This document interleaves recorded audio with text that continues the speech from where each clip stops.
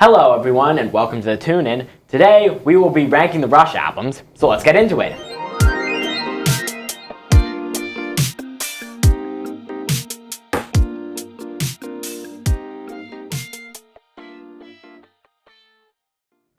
Alright, so if you haven't already seen, Brodie and Wyatt aren't here.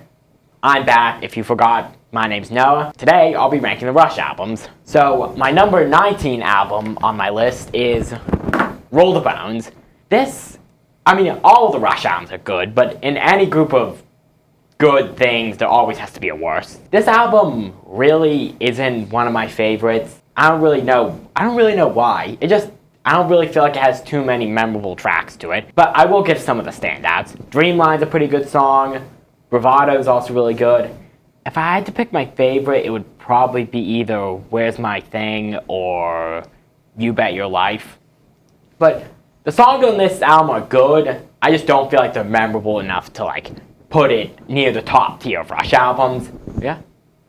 Small technical difficulty there, but we're back. I listened to it the first time. I liked it, but I didn't love it, so that's why it's at the bottom. My number 18 album is Test for Echoes.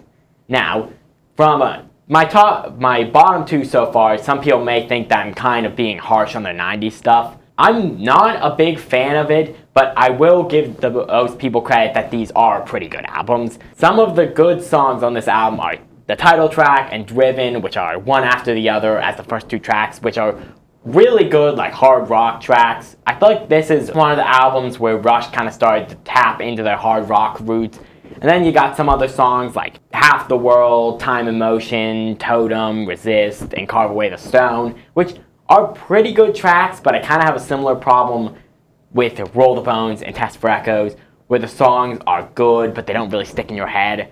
The album cover's pretty good with this weird, stone man. But I really don't have too much to say about this album. If you like their 90s stuff, I'd go check it out, but I wouldn't start with it. So my number 17 album is Counterparts. Once again, not trying to dig too hard into the 90s stuff. I just am not a big fan of it. I will give it this. This album does have probably one of my favorite Rush songs, Nobody's Hero, which is a really good acoustic song. It's just really emotional and the lyrics are good. But besides that, there's a couple other good songs on here like Animate and Stick It Out, which I think they became staples during the band's set. And then there's other songs like Alien Shore, Double Agent, Leave That Thing Alone, which is an instrumental track, and Everyday Glory. I cannot talk today. I have a similar problem with most of the 90s stuff, but I feel like that can kind of be explained, seeing as most of the great 80s, glam stars and rock stars, kind of went downhill when grunge came in. But that's not saying that the songs on this album aren't good. I'm just saying they kind of didn't really have much of a way to get through the 90s with the changing music scene. So that's why this one is at number 17. 16th album on this list is Vapor Trails. Now, because when I was doing research for this video, I've kind of seen that this one isn't really that much of a fan favorite by the Rush community. I feel like it's better than their 90s stuff. It has a cool theme to the album where I remember seeing that a lot of the songs are based off tarot cards, which I feel like is a cool theme. Some of the good tracks on this album are Ghost Rider, which is a phenomenal track written about Neil Peart's motorcycle journey through North America and then South America. Really good song, super good lyrics. I think he also wrote a book about that experience, so go check that out if you haven't. And then there's some other good songs like One Little Victory, Ceiling Unlimited, Secret Touch, Earthshine, Stars Look Down. These are all really good. I feel like they tap more back into Rush's kind of signature sound from the 80s, but they don't really capture it. But I feel like it's definitely a step in the right direction from their 90s stuff. Go check out this album if you want something that's kind of a mix of both their 80s and their 90s stuff. My 15th album on my list is Presto. First of all, this is a really strange album cover with a bunch of rabbits on it for some reason. It's cool, but it's also kind of weird. This is kind of morphing from their 80s sound into their 90s sound, but it still has some of those great guitar riffs and synth work that are on the classic 80s albums. The Pass is one of my favorite Rush songs. Go check that one out. Even if you don't listen to the rest of the album, I'd highly suggest listening to that song. And then there's some other good ones on here, like Presto, which is a really fun song. So also go check that one out. And then there's Chain Lightning, Superconductor, which is kind of a weird song, but I feel like it's pretty fun. And then like Hand Over Fist, Red Tide, which is about a certain disease that I'm not going to name in this video. And the other tracks are good, but not great. But I definitely feel like this is probably the best of their like early 90s material. So go check it out if you want some of that. So my 14th album on this list is Hold Your Fire. Now, some people may kind of rag on me that this is one of their classic 80s albums, so it should have been higher on the list. First off, it's my list. And second of all, it's not, I don't feel like it's up to the standard of their other 80s albums. Not saying it's a great album, with probably one of my favorite Rush songs, Time Stands Still, which is such a good song. It's a really emotional song with some great synth work and guitar rhythms. Go check that song out. It is amazing. This album's theme is like human instinct, so there's a lot of like tracks about emotions on it, like Force 10, Open Secrets, Lock and Key is another really good track. And then there's songs like Tai Shan, which is kind of weird. It's about, I think it's about a trip that Neil Peart took to either Japan or China. Just put it up here which one it was. And there's other songs like Turn the Page, not the Bob Seger song, and Mission, which got a lot of play on MTV. But I definitely feel like this is a pretty solid album. You'll see my thoughts on a similar album that they did before this, with kind of a similar thing where they wrote the songs based off a theme later in the video. Specifically, Force 10, Time Stand Still, and Lock and Key. Definitely go check out those tracks. They are amazing. If you want some of their 80s stuff, some of their deep cuts, go check it out. So my 13th album on this list is Caress of Steel. Now, I think when this came out, it was regarded as Rush's worst album to that point, which I won't really say is fair to them, seeing as they only released their self-titled and Fly By Night. I feel like this is probably the worst of their early material. Not saying that's bad, there's pretty good tracks on it, but not as good as some of their other stuff. The song Bastille Day is a really good song, which became a Rush staple, which is about French Revolution. And then there's songs like I Think I'm Going Bald, which is a good joke song, and then Lakeside Park, which I think they did live. And then The Necromancer, which is just a great progressive rock epic taking inspiration from Tolkien. It's split up into 3 parts, Into the Darkness, Under the Shadow, and Return of the Prince, which are all really good. They all make up a really good song. There's another long song, The Fountain of Lament. I feel like they probably could have taken The Necromancer and Fountain of Lament and had them as the opening and closing tracks. I feel like it would have made it a little more manageable for like casual listeners to swallow instead of putting 2 really long songs back to back. But that's just my preference. Fountain of Lament's also a really good song. It's about 7 or 8 minutes longer than The Necromancer, but I still feel like it's a really good song. If you want some of their earlier proggier stuff, then I'd go check this album out. If you want something that isn't 2112 or Hemispheres. Okay, so we're kind of running short on time right now. Tomorrow we'll be back and you'll get to see the next part of my list. So there's the tune in, tuning out for right now. Welcome back. Hopefully you're still watching after the last part. Let's keep on ranking the Rush albums. So my number 12 on my list is Rush's self-titled album. Now, this was their first album. They didn't have Neil Peart as a drummer. I think his name was John Rutsey they had as the drummer.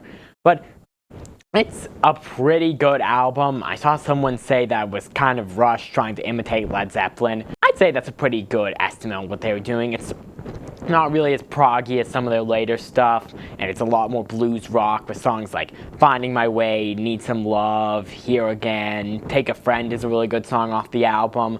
So there's just a lot of great blues rock songs on the album. It's not as high in like the top tier Rush albums because they hadn't really found their style yet, but it did produce Rush's first hit, Working Man, which was kind of like the first song that started their forward momentum into becoming what they are now. So I'd say it's a pretty good album. If you're not really a prog guy, then I'd suggest checking this album out for some great blues rock. My number 11 album on my list is A Farewell to Kings. Now, this, there goes my button. Give me a moment. I'm just going to set that on the desk for now. As I was saying, this is just a great album. I'm kind of struggling to figure out what album it came after. I think it came after Hemispheres. No, it was after 2112. That's when it was. And it only has 6 songs on it, but all the songs are really good. A Farewell to Kings is a really good hard rock song to start the album. And then we have the 11-minute epic Xanadu, which is, feel like it's a good idea to call it like a condensed version of Fountain of Lament off of Crest of Steel, because it kind of has a similar premise of it, of a person going to like a fountain to seek immortality, but I feel like they do it a lot more effectively in this song, and they cut out some of the excess that was in the other track. But just overall, a really good song. And then we have Closer to the Heart, which became a Rush staple and one of their most popular songs. I'd be shocked if people didn't know the acoustic opening of the song, because it is probably one of their top songs, up there with like Limelight or Tom Sawyer. And then we have some of the lesser known tracks for songs 4 and 5. Cinderella Man, which is another good hard rock track, and another acoustic track with Madrigal. And then we have Cygnus X1, which is just another great prog epic about a person taking a spaceship and ending up getting stranded in a black hole. And they continue the story of the song on one of their later albums, which you'll see my opinions on later. But overall, just a really good album showing some of their prog roots while also keeping a hard rock sound. So I'd say go check this one out. So my 10th album on my list is Grace Under Pressure. Now this is just, in my opinion, one of the best 80s albums. It has a lot of emotional songs on it while keeping the kind of synth rock sound that they were known for in the 80s. It starts out with Distant Early Warning, which got a lot of airplay on MTV. Kind of strange music video with some kid riding on a missile. I think I read somewhere that it's about like the Cold War with that kind of thing, with someone in a bunker watching for rockets, which is a really good concept for a song, and they managed to simplify it down so that it doesn't feel too complicated for the listener. And then we have After Image, which is probably my favorite song on the album, and just an emotionally loaded song dedicated to, I think it was their producer who died in a car crash. I feel like this is a really good song for people who have like lost someone in their lives, with lyrics like "Suddenly You Were Gone," from all the lives you left your mark upon, which is a really emotional lyric. Just a great song, and if you don't check out the rest of the album, at least check this song out. And then we have Red Sector A, which is a song about the Holocaust, seeing as Geddy Lee's parents were of Jewish descent and were a part of it, which is a very dark song with some really good synth licks and that kind of stuff. The Enemy Within, which is part of their Fear trilogy. No, not trilogy. It's 4 songs. Whatever the word for 4 of something is, I'll have them put it up here. And then that's just a really good song. And then we have the song The Body Electric, which is kind of, I think it might be kind of inspired by a Twilight Zone episode about like a robot, which is a really good synth-driven song. And then we have Kid Gloves and Red Lenses, which are also 2 really good songs. They're not my favorites off the album, but I feel like they're still worthy of being checked out. And then we have Between the Wheels, which I really didn't know much about until like a couple weeks ago when I listened to the song. And it's just a really good song with some really good lyrics. So, oh yeah, and there's also probably one of my favorite Rush album covers. Go check this album out. It's one of their best 80s albums. So my number 9 album is Permanent Waves. Now, some people might be angry at me for putting it this low, but I have my reasons for it. Now, this is just a really good album. It was kind of the start of their classic 80s period, which is what people most know them for. This is basically where it all kicked off. And the song that kicked off that period was Spirit of Radio, first track on this album, which is just a great song, one of Rush's biggest hits. It's just so good. Alex Lifeson's guitar riffs are amazing. The lyrics are great about corporate capitalism and music, and it's just such a catchy song. And then we have my personal favorite song on the album, which is Free Will, which is just a great, 5-minute song about free will. It's about you being able to choose your own destiny, where it has so many great topics that I touched upon in this song, and a really good guitar solo in it. It's just such a good song, and I highly recommend checking it out. And then we have the song Jacob's Ladder, which is based off, it's kind of hard to explain. It's like a phenomenon on a really cloudy day where the sun comes through one part of the clouds. It's kind of a weird concept for the song, but I think they made it work. And then we have Entre Nous, which is, I would say that's really one of my favorite songs on the album. And the one after that, Different Strings, also is one of my favorites. But the song Natural Science is coming after that, which is another one of their classic prog epics. It's 9 minutes, and it goes from the birth of life, and then it talks about how nature is basically being destroyed by humanity, which is a really cool concept for a song. They do it really well with the 3 different sections. The 3 different sections of this aren't listed on the track listing, but I'll have Brodie put it up here. But it's a really good album. Not one of my... it's a really good album, but after Spirit of Radio and Free Will and Jacob's Ladder, it kind of loses me in the back half of the album. But there's still some really good songs on it. Go check it out. My number 8 on this list is Snakes and Arrows. Now, this is just such a good album. I feel like I'm a little more towards their 2000s stuff than most people are, but I feel like they really tapped into the hard rock roots in the 2000s, and I feel like it really works. I also feel like Geddy Lee's voice kind of aging creates a different sound of their albums, which I feel like works, and this just has some great songs on it. Starts out with Far Cry, which is I'd say it's probably one of their greatest songs. A really good song about Neil Peart talking about his generation and how the world was different than they expected it to be, which has them saying it's a far cry from the world we thought we'd inherit, which is just such a good lyric. Neil Peart is an awesome lyric writer, if you can't already tell. So it's just such a good song.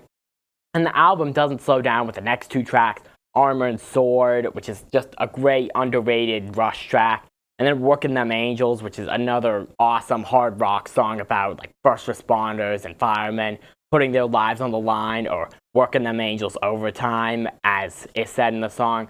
It's just such a cool song. The guitar works really good. Their 2000 stuff is almost like a transformation out of their 90s stuff, where they infused more hard rock elements into it, which I feel like really works in this album's favor. The Larger Bowl and Spindrift, which I really don't listen to those songs that often. And then The Main Monkey Business, which is the first instrumental on the album. It has some really good acoustic guitar work by Alex Lifeson, and it's just a really catchy instrumental. I think it was based off a phrase that it was either Neil Peart's father or Geddy Lee's father used to say, but I forget which one it is.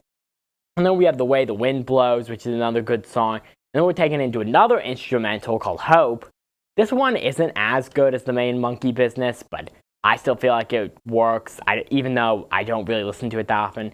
And then we have another really good track on this album, Faithless, which is just a really good song, which I'd say it kind of questions religion, but I have to look at the lyrics again. It's just a really good hard rocking song. And then we have Bravest Face, which is probably one of my favorite songs on the album. So good, the lyrics are really poignant.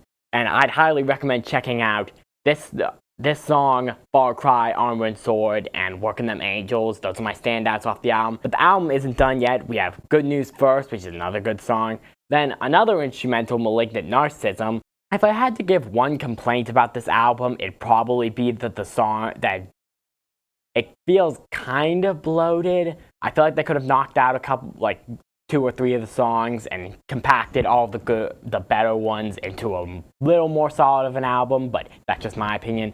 And then We Hold On is the final track, and that's the album. It also has a really cool back album cover with a guy holding a snake and an arrow, which I think is fun. Go check out this album if you're into their 2000s works. So my number 7 on my list is Signals.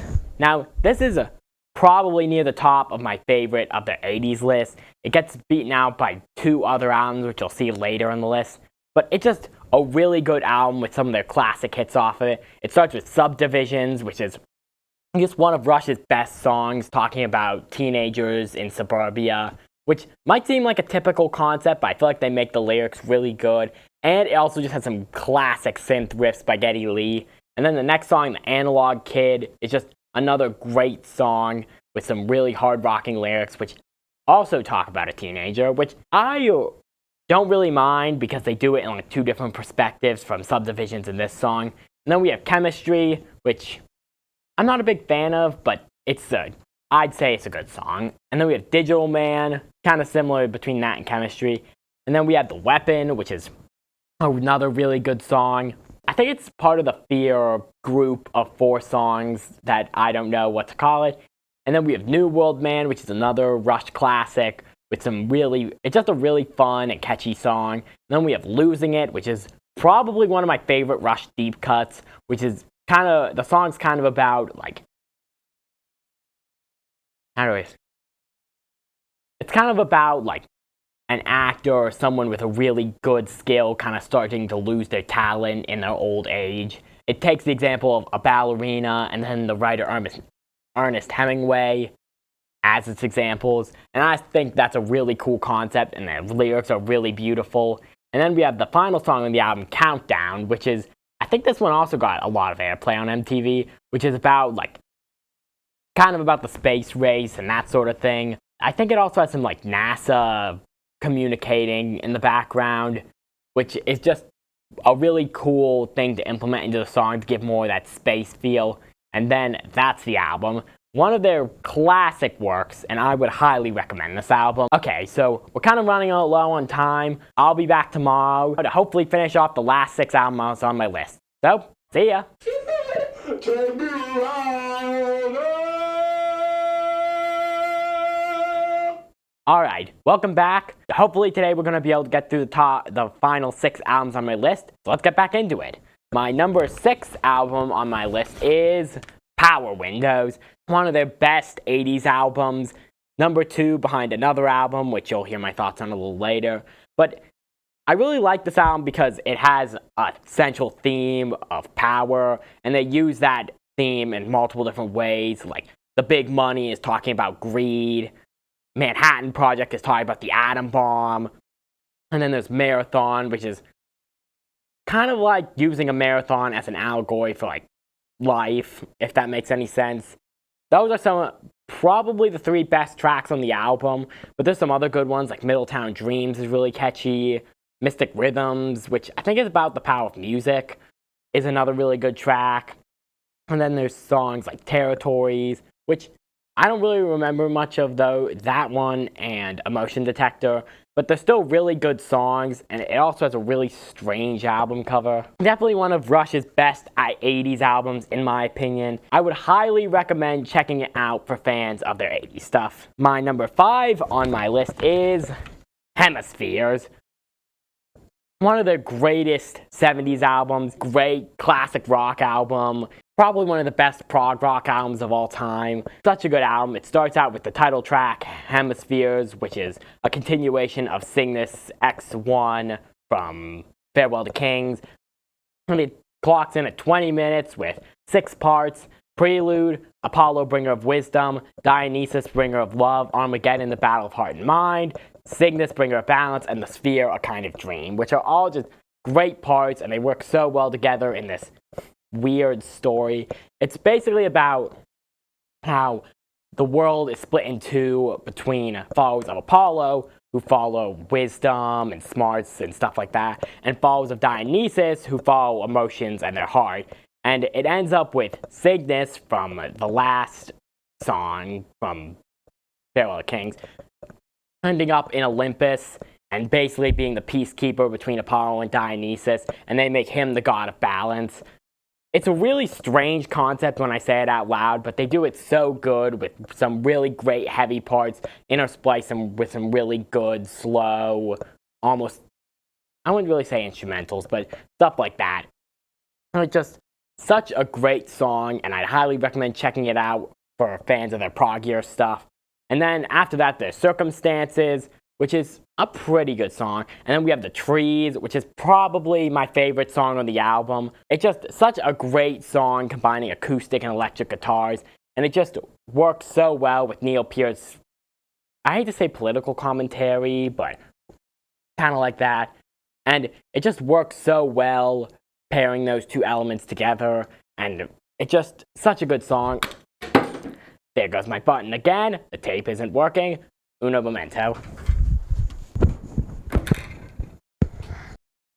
Back to La Villa Stringato, which is the 9-minute instrumental closer of the album. It's just so good. It almost feels like one of those old, like, orchestral suites, but instead they do it with, like, rock influences, with some really good parts to it. I think there's one part where they do a take on the song Power, I think it's called Power Station, which is a song that was used in, like, old Looney Tunes cartoons. It was just such a fun addition to the song, and all the parts just flow so well into each other. And I just think it's a really good album, and I'd highly suggest checking it out. My number 4 album on my list is Fly By Night. It's in the top 2 of my favorite of their 70s albums. It's just such a great hard rock album. In my opinion, it's one of the best of the 70s. And it's just really good how they combine their hard rock and prog elements together. It starts out with Anthem, which is a really good song, which is almost another kind of political commentary written by Neil Peart.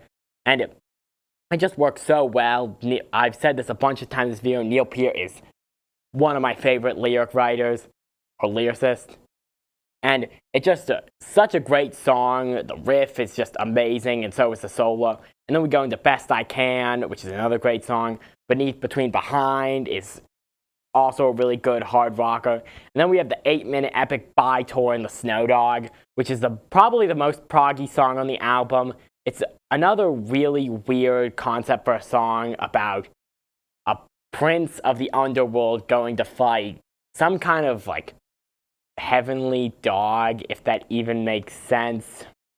It's kind of hard to explain, but such a great song, great hard rock parts in a prog style, and it just works so well. And then we have the big hit off the album, which is the title track, which is probably one of my favorite rock songs of the 70s. It just has such an iconic riff. The lyrics are amazing, fun to listen to. It just gets you in a good mood. Rivendell, which is an acoustic song based off Tolkien. And then we have In the End, and that's the album. Go check out this album if you're a fan of their hard rock stuff, or even if you just like 70s classic rock. I highly recommend it. So my number 3 album on this list is 2112. I love this album. I dare to call it probably like the godfather of prog rock.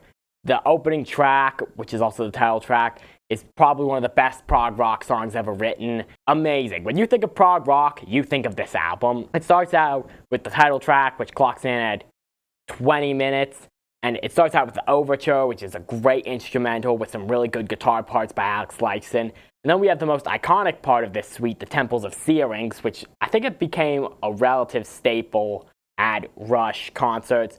It's just such a great song talking about this almost like tyrannical ruling class of this alien planet, which is just such a cool idea, which is expanded upon throughout the rest of the piece. It then moves on to Discovering, in which, I hate to say peasant, but discovers a guitar in a cave and learns how to play it. And then in Presentation, the next part, he takes it to the priests and gives them the idea that the people create their own music, which they pretty much chastise him for. Then in Oracle the Dream, which is the next part, he goes and has like a weird cryptic dream about an elder race of people. And then in Soliloquy, he kind of just resigns his life and decides to, And then in Grand Finale, the elder race of man finally comes back to take control away from the priests. A great, great, great prog rock epic. And if you haven't heard this and you're a prog rock fan, what are you doing? But the album doesn't stop after that. It goes on to Passage to Bangkok, which is a song about a certain drug from the 60s. I'll let you interpret that how you will. which has a really fun guitar riff. Just a great song. And then we have one of my favorites on the album, The Twilight Zone, which is based off the show of the same name. It just has some really cool swirly guitar parts with Geddy Lee's singing about 2 episodes of Twilight Zone. One of them is just like an alien episode, and the other is like about a giant toddler, if that makes sense.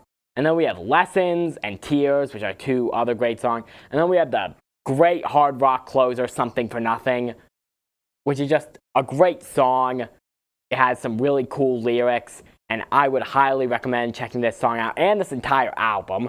This is probably one of the greatest rock albums of the 70s, so I highly recommend going and checking it out. Okay, so we're kind of running short on time. I will be back tomorrow and finally reveal to you my top 2 favorite Rush albums.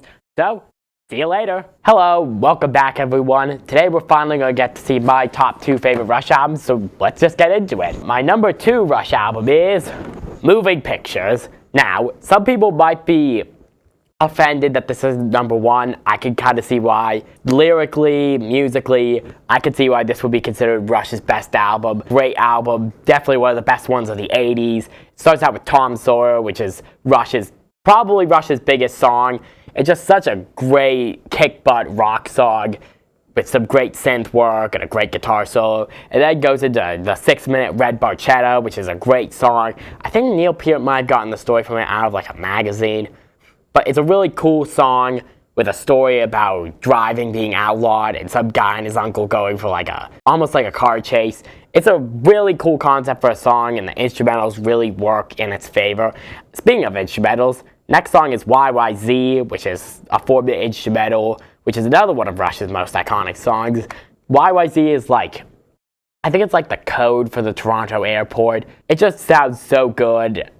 I think Neil Peart took the Morse code for that signal and used it for the drum beat, which is a really cool concept. And basically everyone in the band gets their moment to shine in this song with Alex's guitar and Geddy's bass, and of course Neil Peart's drums.